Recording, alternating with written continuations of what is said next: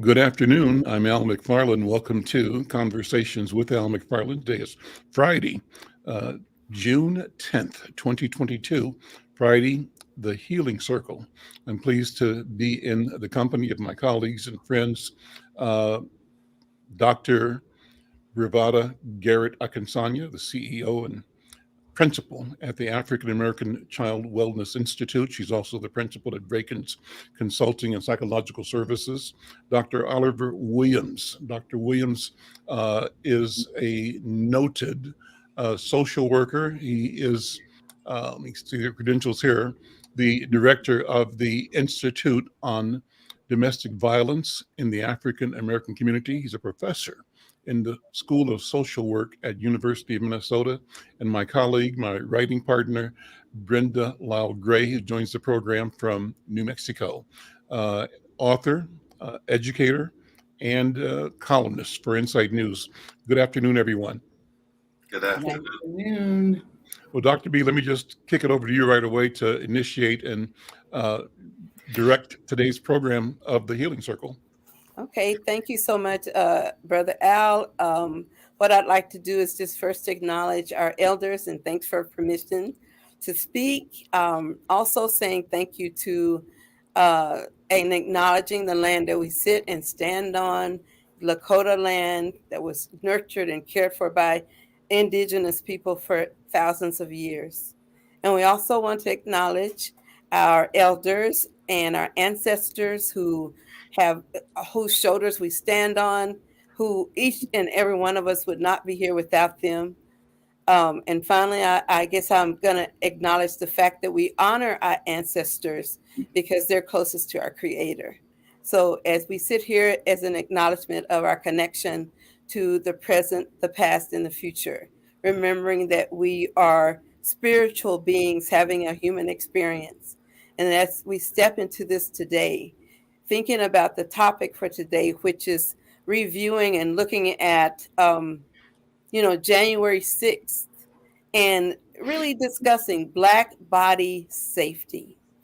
So, with that in mind, I want to explain to listeners that we use the African tradition of sitting in circle. And in this circle, although it's virtual, everyone has a center and access to the center, which is the space of power. So, no voice is too small.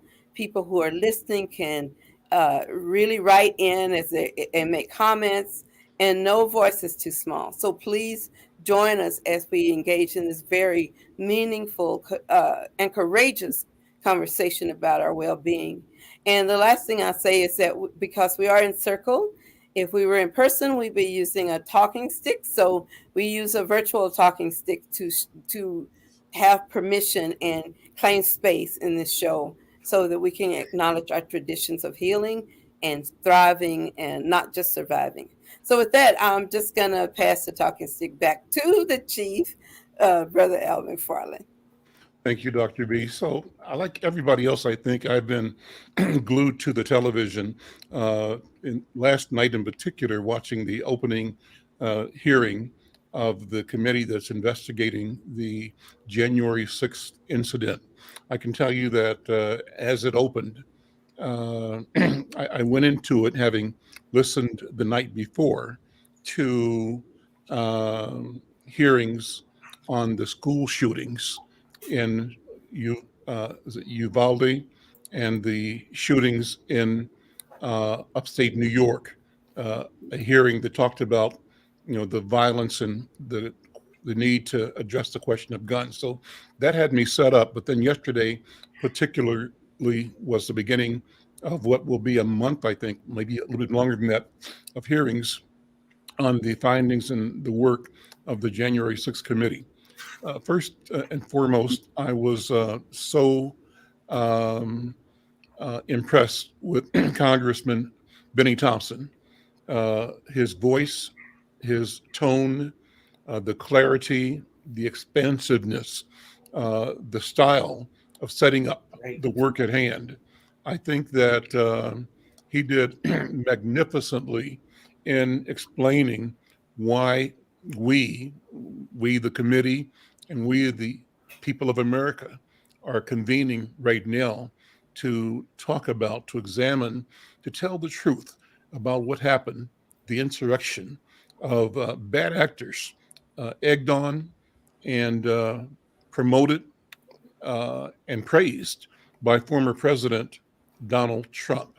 And he promised that they would be delivering both live and videotape testimony supporting the proposition that what happened, in fact, was an assault on the nation by people with the intent of disrupting the process of our governance and whose actions were, in fact, identifiable, citable violations of our law and transgressions of the Constitution of the United States. I was equally impressed by the introduction of his co-convener, the minority leader, Lynn Cheney, Congresswoman Lynn Cheney, who served as the co-convener and represented the Republican Party. I think it was like maybe a 9-member committee, or it could have been more than that, but there were 2 Republicans on the committee, Lynn Cheney being one of the 2. So that made the committee a bipartisan affair. What she did powerfully, in my view, was castigate the members of her party and members of our community and of the country who refused to call the insurrection what it was, that is, an insurrection. So with that, they had great testimony about the personal danger that people experienced as this unruly mob sent by the president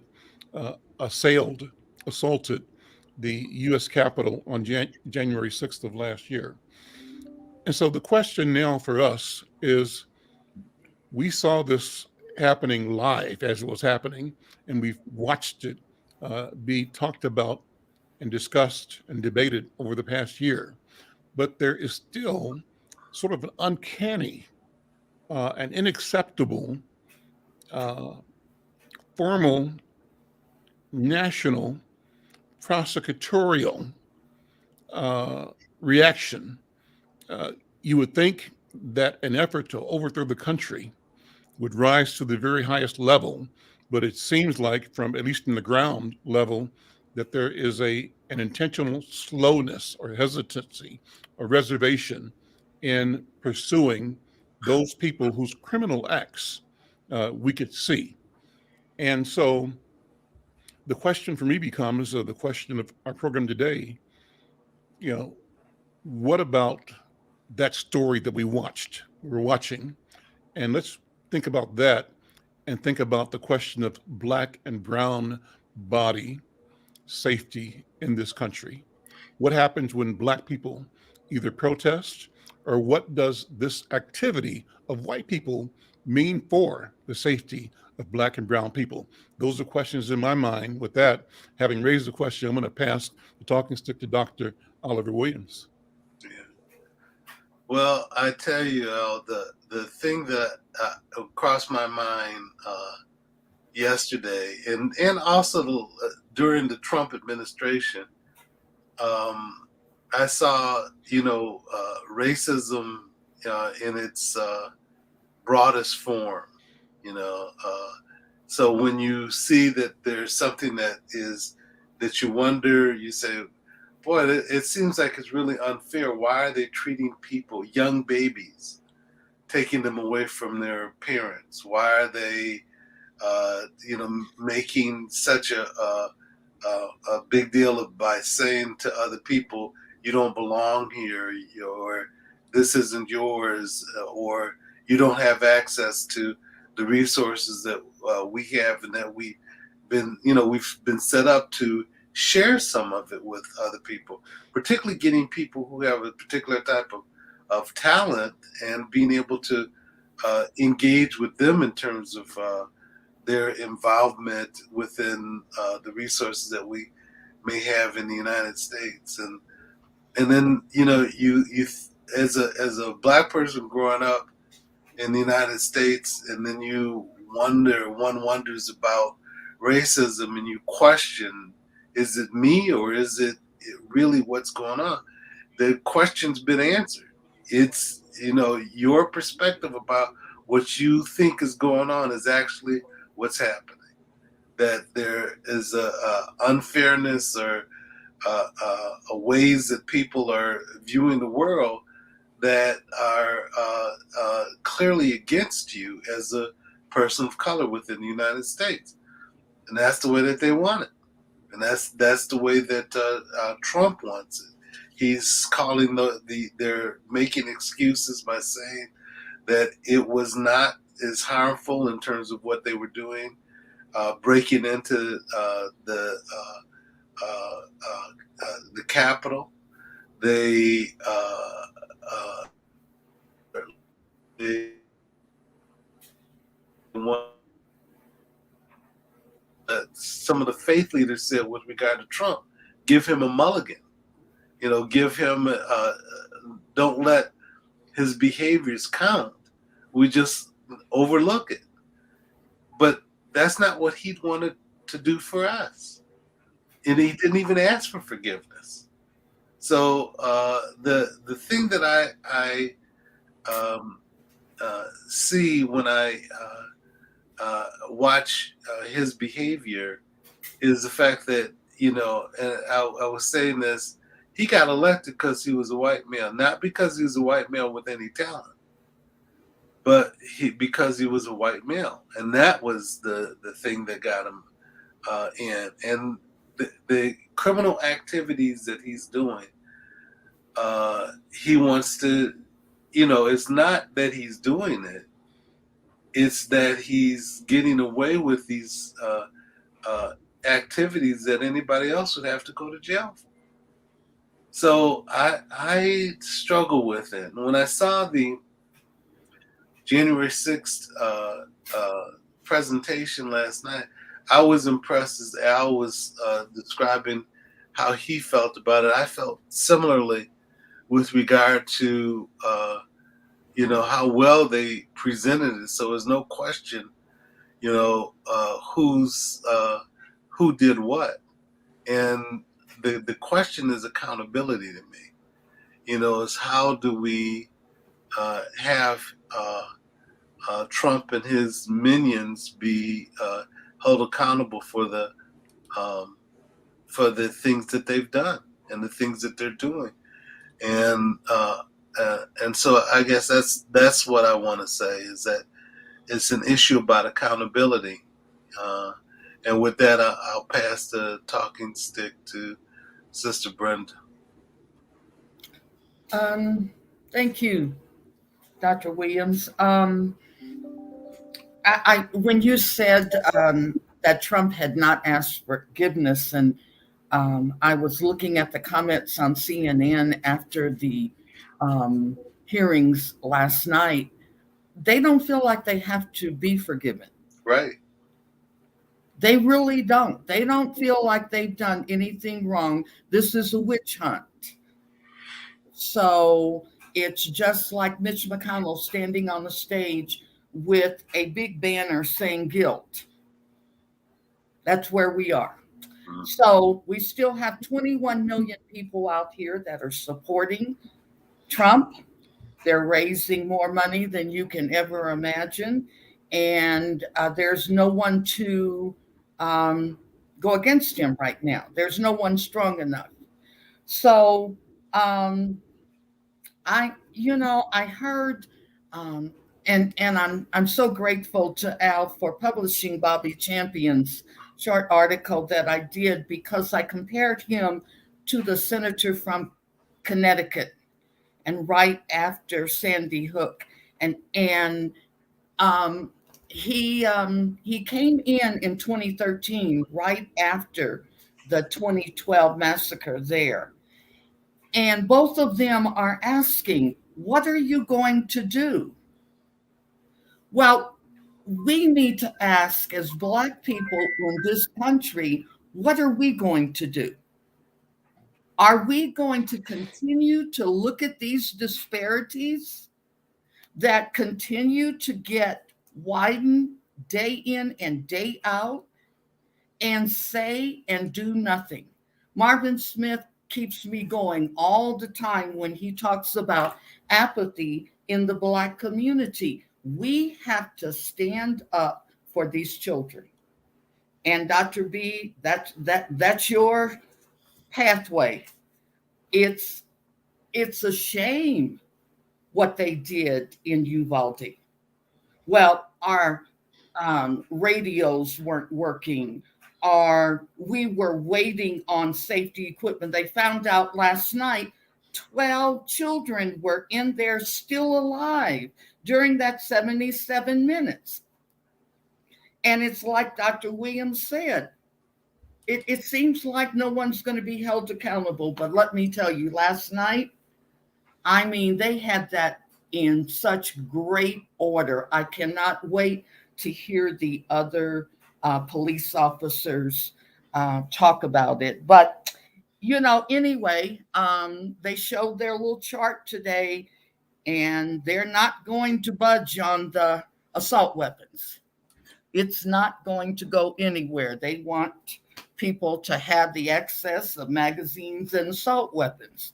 So we have to ask ourselves, as Black communities around the country, what are we going to do?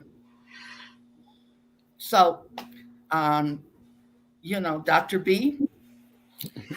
This is so multifaceted, and everything you say is so true about our apathy. And I'm going to take it back. I don't know if it's so much apathy as it is a trauma response. And because, when people are traumatized, those four main things they do is fight, flight, freeze, or surrender. And so I think a lot of times we're just frozen. And although we're reactive in many, many ways, when it comes to dealing with stuff like these multiple deaths, we're paralyzed because we're already in a space of trauma before the situation even occurs. So that's one piece, I think. The second piece I'm thinking about is how many of us thought about yesterday, if white folks aren't safe from each other, who are we to be safe? How can we be safe when they're even killing each other?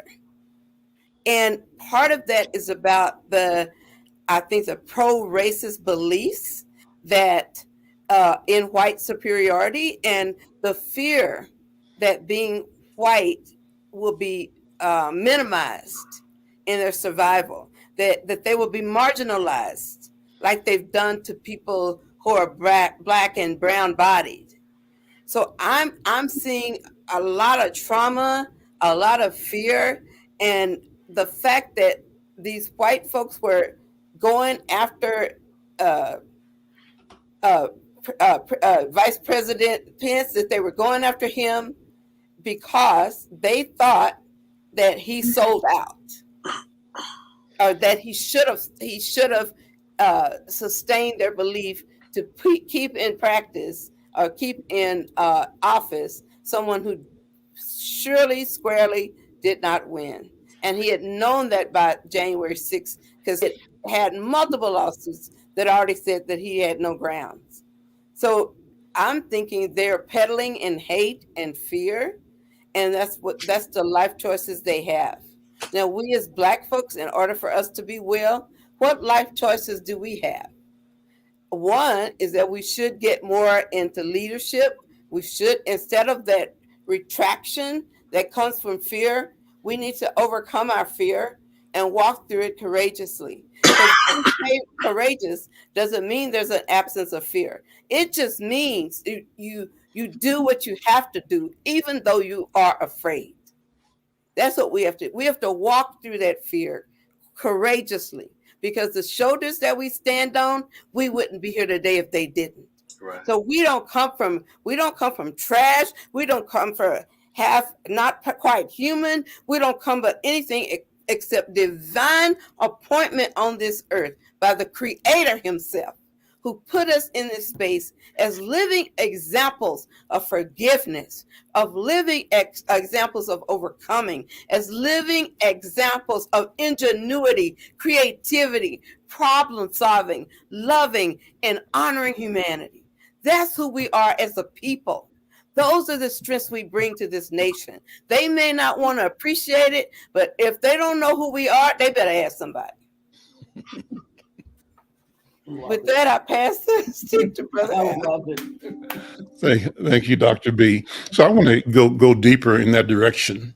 You know, I've been reading with ferocity the work of Ghanaian novelist Aikwe Arma. He may be watching the program from Ghana. I hope that he is. But his several books are all about the rediscovery of African ways of knowing. And what's important for me is to raise the question, is there an African way of knowing? I think there is. Dr. B, I think you just described it. You just described the divine appointment, the assignment, and you described that our ability to both resist, to be resilient, and to prosper against all the odds is testament to the validity of the work. And even with the difficulty and the pain, the suffering, and the disappointment, there still is a sense and a place of joy and ascendancy in our culture and among our people. And the question is, to what end? The question becomes, is it that we simply want to operate in a way that's tandem to or parallel or shielded from the failure of the existing power paradigm? That's a nice way of saying white power, white colonialist mentality, white privilege, the the the desire of white people to set a narrative in the world that validates their acquisition and maintenance of power, even at the expense of all the humans that they have destroyed in the process. Think about genocide of Native Americans. We started off, Dr. B, acknowledging the Lakota people, those nations that existed here that in effect no longer exist or exist as fragments of what they were, and not because of their own failure, but because of the aggressive and destructive path of colonial empire building, that being justified in what we are taught in class and in school and in the media and in our daily daily conversation. The daily information environment sort of normalizes as a fact that is irrefutable that it was appropriate that the Europeans have decimated North and South America of their original populations, that they have also attempted the same on the African continent, and in that process caused the movement, the displacement of millions from there into a condition of servitude and enslavement in this hemisphere. All that has happened. And at the same time, we are discouraged from discussing it, from acknowledging it, from providing an analysis that's different from the bravado that their culture provides, because for them, it's a question of the spoils of war. And from their point of view, it's also what they describe as a manifest destiny. They see it as their divine appointment. So the question becomes, Dr. B, you described our survival and our resilience and as a fact reflecting something that's a legacy that's longstanding, it's historic, but that is up against or alongside something that sees itself the same way. Where do we go? What's Al McFarlane's suggestion? And that is that our success in being ourselves is the pathway to not only freeing ourselves, but the pathway to freeing them That's right. from a sickness that has allowed them, and sometimes with us in complicity, to set the world in a condition that is not sustainable and that is not just. We Mhm. seek justice, and we believe that justice is doable, possible, and necessary. We seek balance, and we believe that the things you talked about are the articulation of a balanced view of our relationships with each other and with the resources of the planet, and within some kind of cosmic, you know, intergalactic reality Mhm. that makes sense of the order of everything. I'll stop Mhm. there. I can go on, but that's what's on my mind. Dr. B, I'm going to pass the talking stick back to you. I'm so glad you gave it to me. What I wanted to say about that is the thing that stuck to me is I wrote it down. You said that our abilities or our healing in this space, that the things that we're doing, justice is doable, it's possible, and more importantly, it's necessary for everyone's survival. And so the trigger behind January 6th was more about the symbol of what Donald Trump stood for than the man himself. The symbol he stood for was white supremacy. The symbol he stood for is that as long as we're supreme and we've got everything, those other people who create fear for us, the fear that they may retaliate, the fear that they may treat us the way we treated them, if we are superior and we maintain that space of superiority, then you are safe, white people. And that is the underbridge of that. And then it even goes further to even talk about misogyny. Not only are you just safe white people, you're especially safe white men. And so when we think about what's going on and we see the practice of overly valuing white skin, and what that colonialism, the way that lightness even plays itself in our community as Black folks, those are some of the things that we have to be aware of. We have to wake up and be engaged around. There's this one Dr. Joe Fagan. He's a white brother at Texas A&M, and he wrote this book about the white racial frame. And in that book, he talks about how white people are socialized into seeing themselves as superior, socialized into multiple ways that they continue to support that superiority systemically. And his suggestion is that where there's those narratives that white people create about themselves, that belief that they're better than other, that framing. He said simultaneously the only way it can succeed is that simultaneously they have to create a secondary frame for those who are oppressed. So that second frame is not only am I superior, but you're inferior. So it's no ordinary, we're above it and you're below it. And all the things that they do, every behavior that they engage in, when they talk about protecting America or getting America back, is around getting white power back, getting oppression back, getting unfair rules back, and there's no shame among thugs. No shame. So with that, I'm gonna pass it to Brother Oliver.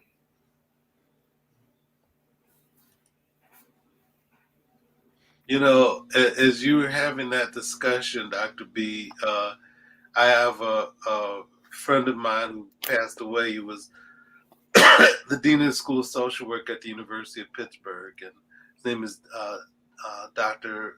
Larry Davis.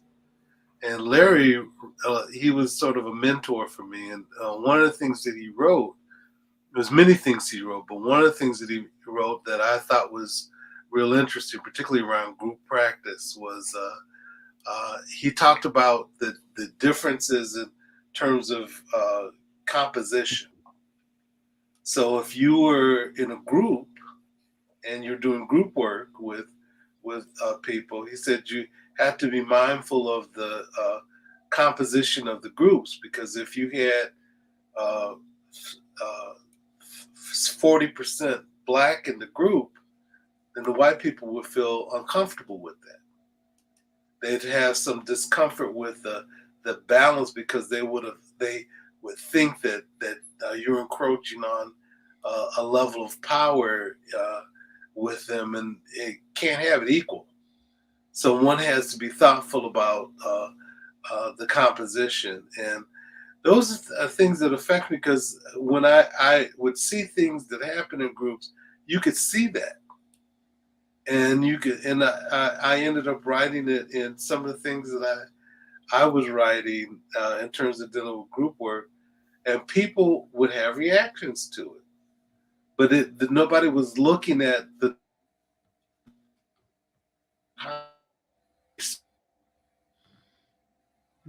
people Breaking up. There we go. can react in a way that's not negative, but it's reality. And so, one of the things that I think made Donald Trump fearful was the browning of America. That, as Latinos grew in number and African Americans not so much, but as Latinos grew in America, then and other communities of color grew in America, that would take care of his power. So he made this comment, well, I'm the only one that can fix it, and we need to do it now, because in the future you may not be able to do it in the same way.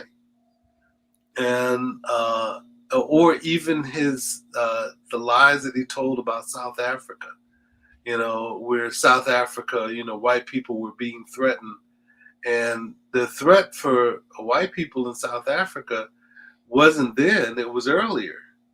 But it's a response to have a minority community control what was going on with black people in South Africa, and how people were negatively treated as a consequence of it. So everything that he was doing was dealing with an issue, and is dealing with an issue of trying to have a power base where white people are in control of everything, and minimized, and people of color are minimized, and are dealing with the challenges of their status within the United States.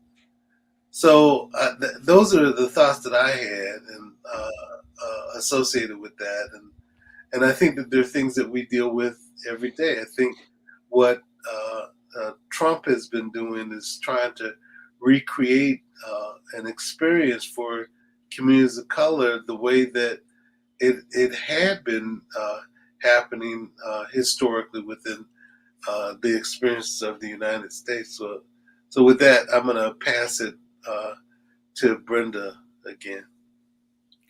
I just wanted to note that very early this morning, I was watching CNN. There were people coming out of those hearings in tears. And I don't know if they were Democrats, Republicans, but these were grown men crying. They saw something that touched their emotions. They might want to cage him, but they were hurting. There were some people that were not a part of that 21 million. I think one of the things that really bothers me, Al on, I guess, Tuesdays, brings together a group of artists. And I sent him a note back after the interview.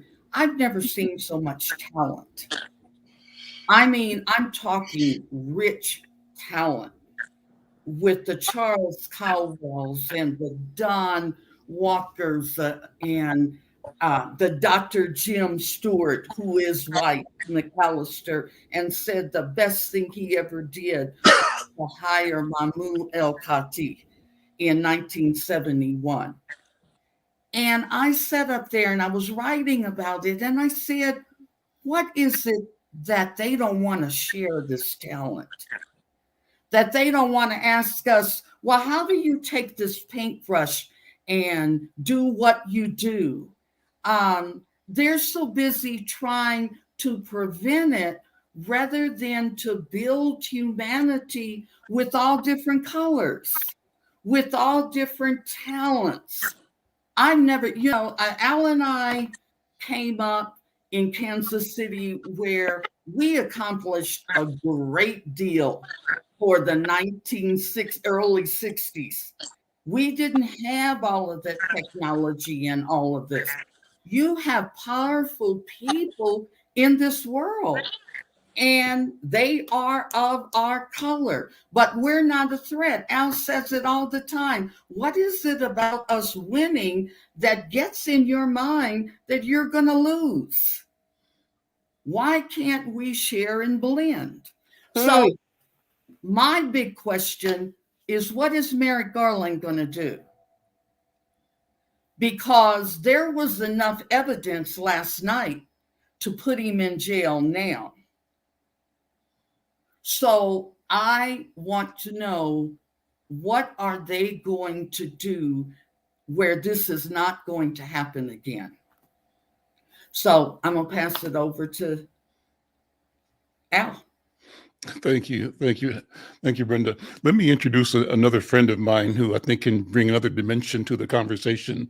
And I've got him on screen. He is Maestre Yoji Sena da Bahia, a brother from Brazil who teaches and works and organizes and produces and creates here in Minnesota. He's one of the principal conduits for the preservation and the expansion of the Brazilian martial art capoeira, and beyond that is active in community. And Maestre Sena, we're talking about our reactions to the show, not the show, but the hearings last night of the committee examining January 6th, the insurrection. And one of the things we do on this program every Friday is try to look through the lens of culture and look at health, healing, wellness, and look at how what is happening in society impacts us individually and collectively. And so I wanted to say thank you for watching the program, because I see you from time to time. Always thank you for being who you are, and to welcome you into the circle. And what we do in the circle is pass the talking stick to those of us who are here. The idea being that we're all part of a circle, and that all of us have the power to be ourselves. And with that, I want to pass the talking stick to you, Brother Yoji, and welcome you again to the conversation. And unmute yourself first. Yeah, and unmute. Yeah. Hey, there you go. There we go. Hey, hello everybody. My name is Yoji Sena, and actually, I live back in Brazil now since December of 2020. The whole George Floyd event and the pandemic made me realize that I should come back home. So I'm here in Bahia, the outskirts of Salvador. I live in a fisherman village. And yes, I'm involved here with the community. It's a mainly coastal Black community, remnant of Quilombos and indigenous peoples blending together. And what happened last night over there, I'm following somehow, and it has a great repercussion here. All the news analysts or the political analysts are observing, because the Brazilian president is trying to play, the same kind of tricks here, and in a certain way using the same template. So we all are concerned, because it has the significance in many ways of an American debacle, where all the time it's talking about democracy and values and this and that. And once in a while, there is those big things that happens, and So to us, we are paying attention to what's going on. I think even the courts here, that they are paying attention to see how they're gonna react here. The election is gonna be, I think, in October. So yeah, it's a very important. They should be seeing the the sun come up square. Maestre, Senna, what about our people, African people in the diaspora? What do you think is both the mission and the status? Where do you see us going? Is there a sense of antiquity, of history, and future, all boiled into the moment that we are in? What is your thought? What is your idea? Well, here in Brazil, they mention antiquity. You use the term reality here. In certain way, this connection to the past is much more evident than in the U.S. At least. But here also still we face very similar, or many times worse reality than people in the diaspora. I don't know if you followed last week, one of our brothers got killed in the back of a police car, in the trunk of the police car, where put gas on the on the trunk, and the guy asphyxiated, just like a gas chamber. So we nowadays, because of social media and this facility of circulation of information, people pay attention and kind of retro feedback, learning from other one experiences and start taking action. I do hope, and I try to see that is in certain way some good future is coming. Regardless that in the last 2 years everything all of a sudden seems to have got dark, and at least here it's incredible amount of youth, creative youth. How social conditions has changed comparing when I left here, where education is more available to to our people. So I think things gonna before might get a little bit worse, but it's gonna get better. There's a lot of energy coming. You're doing a new business, I understand, right? What are you launching a new business in Bahia? Yeah, I'm reinventing myself. I'm volunteer with the community with capoeira and English classes, things like that. But I started a food truck that's called Minnesota Black. And I do hamburgers and I do choripanes, and I'm planning to add tacos, things like that. Yeah. Okay.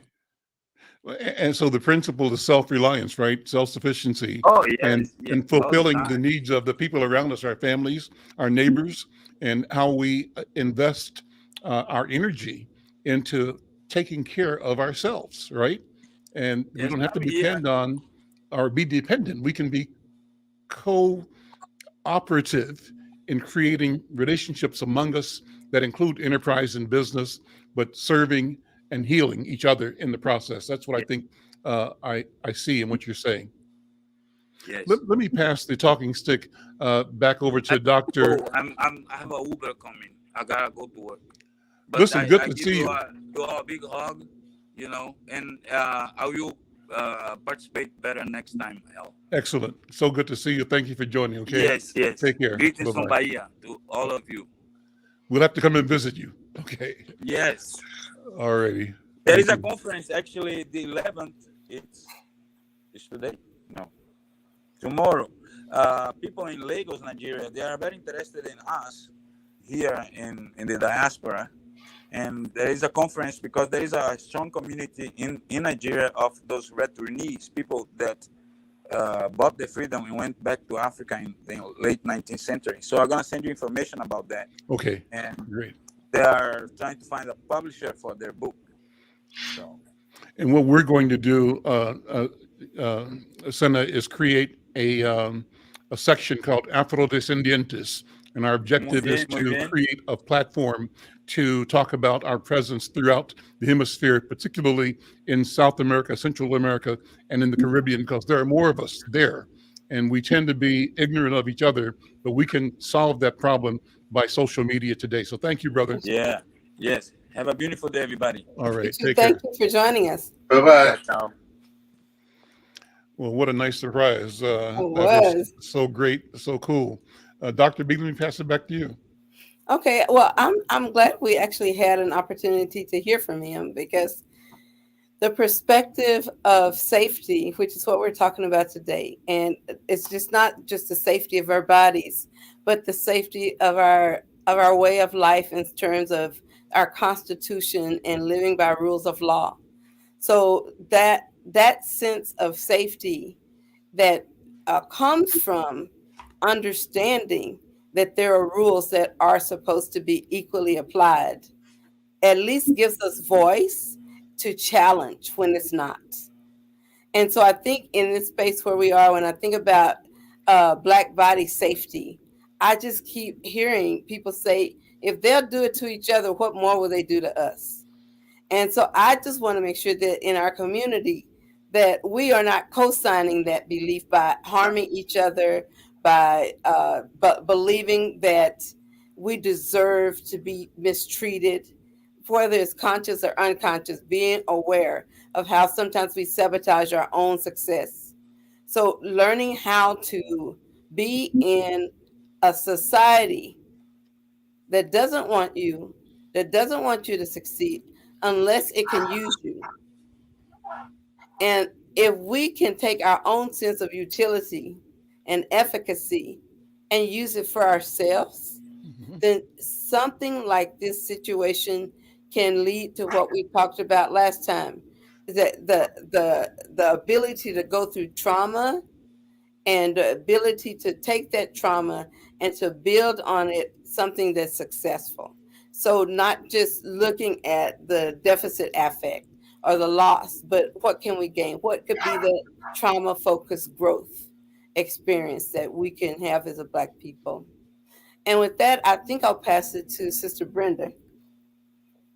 See if she's got anything to add on. I'm sure we're about to get out of time. So Unmute Brenda, please. There we go. I think a closing thought, and I think Dr. Williams talked about this last week too. We can't forget about our faith. We just can't. It doesn't matter what divine connection we have. My life has been traumatic most of my 75 years, starting at age 3. But my faith.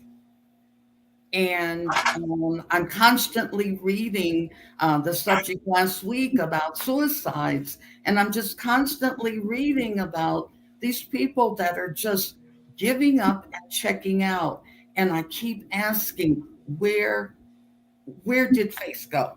So I hope that the faith leaders will step up and recognize the fact that Easter isn't the same as it was when we were growing up. Something is missing.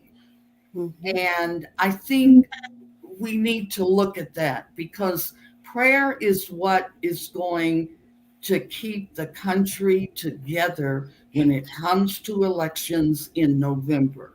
If we don't have, some type of recognition of what is going on with our people, and that we are so talented intellectually, artistically, name it, and we can do this to save our children. So with that, I'm done. But I love the healing circle, and thank you so much. I love what you just said too, sister. Let me just grab the stick back for a second.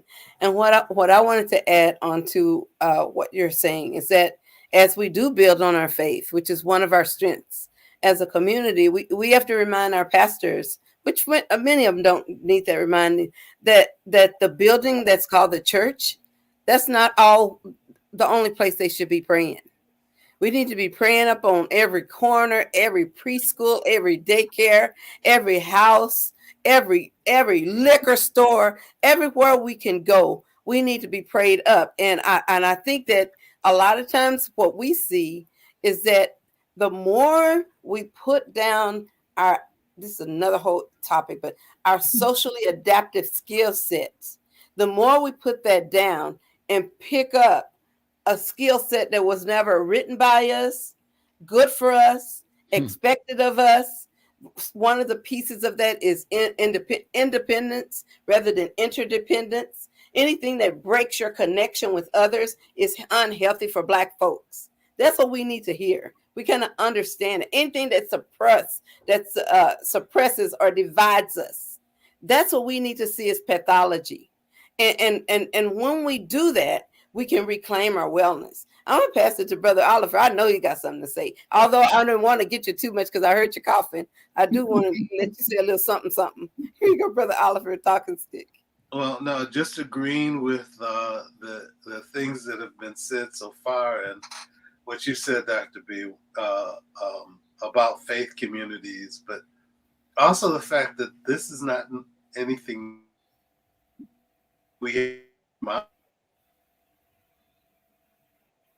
survived this experience over the years. That's how we've been able to survive historically. And the thing that for young people is that they may not be as in tune to it as we were growing up. And the fact that, we need to have our connection to a faith reality, and that, I know one of the things that my grandma did is my grandma would pray, and my mother would pray, and my mom would have her sisters in the church pray, and sometimes I tell my mother, I said, I need you to make an emergency call to God because I need some prayer, and so the thing that I think about is the fact that we've been knocked down, but we got back up. There you go. And we kept walking. And the thing is to survive, because life can be difficult. Life can be challenging. But the thing is that we have to remember that we have a spiritual life and a support that with us. In the face of, odds that we will be challenged and it will be uncomfortable, but we can survive it because we have. And that's the evidence, that, and I think there's something about building a stronger community. The stronger community and network we have, the more likely we can survive it and move on. So. I love that. And the part I love the most is that what you just actually told us is that not only will we survive it, we'll thrive in it. And the stronger community we have, the safer our Black bodies are. That's right. That's the key. I got your back, you got mine. Somebody's got either side. I'm safer than I would be in that independent, alone space. That's right. That's what we're trying to make sure we talk about. On January 6th, it was the fact that so many people were doing such a bad thing, and very few people were standing there between them. So now this is a call to order, a call of attention, a call to order, a call to work among our legislators and our leaders in our community. And with that, I'm going to pass the talking stick to Big Brother Elder McFarlane, because we're going to take it on home. I'm feeling it. Well, what a wonderful conversation. I'm so happy to be here and to have this conversation. As you were speaking, Dr. B, it seemed to me you laid out clearly the parallel pathways that I referenced to earlier. You said on the one hand, we find ourselves in systems of knowing, of learning, of study that may not, and in pursuing those systems, we abandon that which we have come from.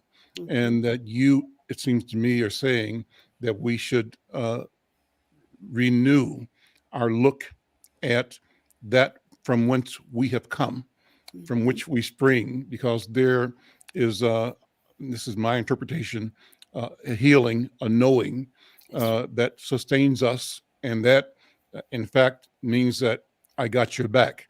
Whereas you described the other practice as one other side, is one that, in a sense, holds us at arm's length.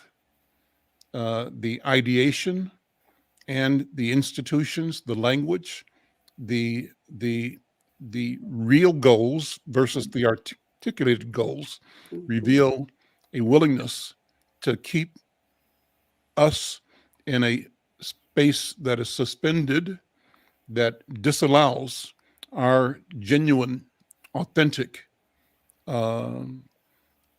presence at the table of decision. And what do we do?